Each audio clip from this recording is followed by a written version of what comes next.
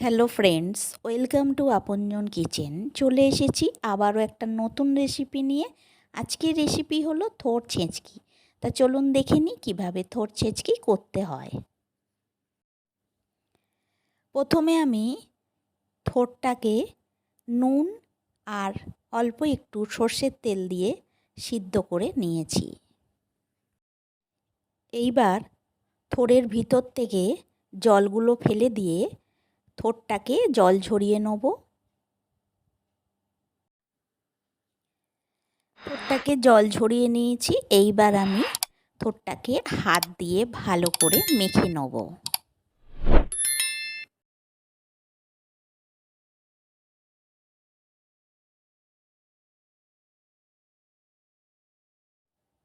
এইরকম করে হাত দিয়ে চটকে চটকে ভালো করে মেখে নিতে হবে।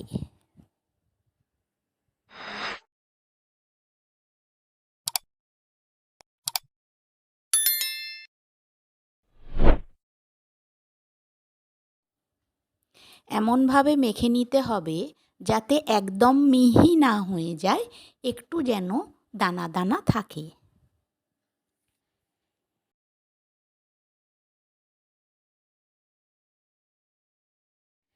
এইবার কড়া বসিয়ে দিয়েছি। কড়ার মধ্যে দিয়ে দেবো সর্ষের তেল।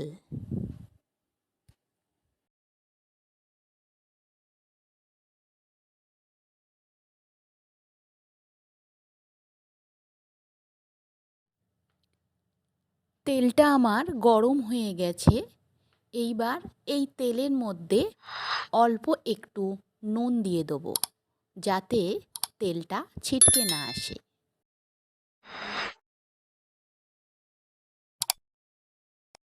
এই তেলের ভিতর ফোড়ন হিসাবে দিয়ে দেবো একটা শুকনো লঙ্কা ও একটু সর্ষে ফোড়ন।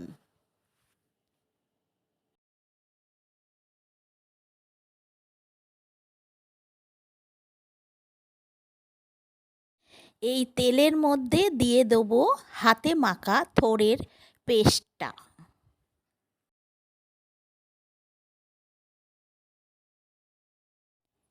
এর ওপর দিয়ে দেবো অল্প হলুদ।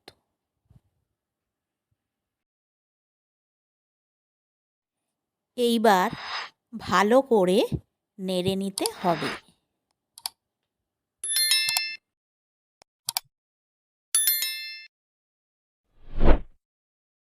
এর ভেতর দিয়ে দেবো অল্প একটু নুন, কারণ আমি প্রথমেই থোরটিকে নুন আর সর্ষের তেল দিয়ে সিদ্ধ করে নিয়েছিলাম, সেই জন্যে অল্প একটু নুন আমি এখন দিয়ে দেবো।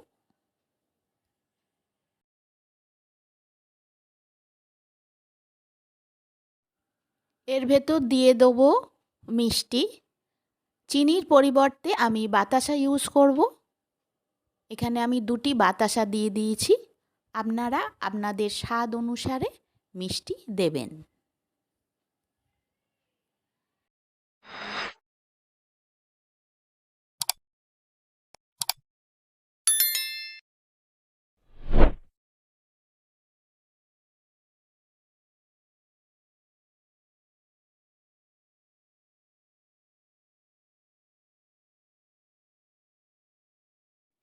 এই রান্নাটা ভালো করে কড়াইতে নেড়ে নেড়ে তৈরি করতে হবে।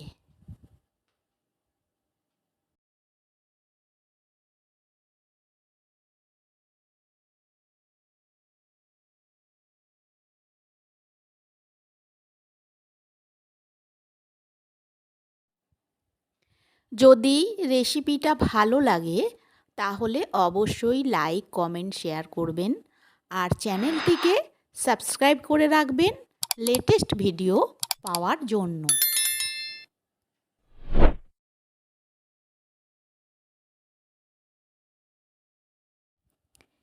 এই রান্নাটা খুবই সহজ এবং টেস্টি একটি রেসিপি।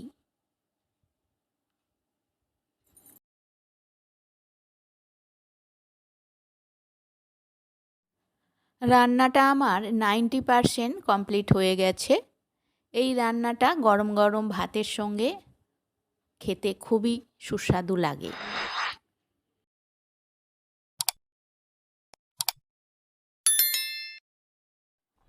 আমার আজকের রেসিপি থোরের ছেঁচকি বা থোর ভাজা কমপ্লিট হয়ে গেছে। আপনারা বাড়িতে অবশ্যই এই রেসিপিটা ট্রাই করবেন, আর ভালো লাগলে লাইক কমেন্ট শেয়ার করবেন, আর চ্যানেলটিকে সাবস্ক্রাইব করবেন লেটেস্ট ভিডিও পাওয়ার জন্য।